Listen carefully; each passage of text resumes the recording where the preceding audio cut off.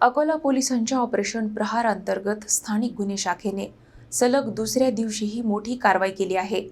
रामदास पेठ आणि civil line परिसरातून 2 गावठी पिस्तुलांसह 2 आरोपींना अटक करण्यात आली असून 2 दिवसात 4 पिस्तूल जप्त करण्यात आली आहेत. अकोला जिल्ह्यात अवैध शस्त्र बाळगणाऱ्यांविरोधात सुरू असलेल्या ऑपरेशन प्रहार मोहिमेला मोठे यश मिळत आहे.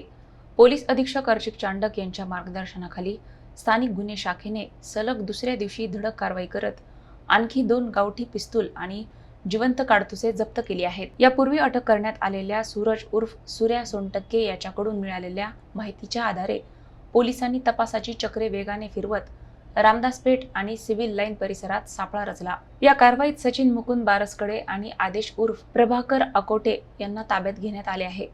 दोघांकडून प्रत्येकी 1 गावठी पिस्तूल आणि जिवंत काडतूस जप्त करण्यात आले.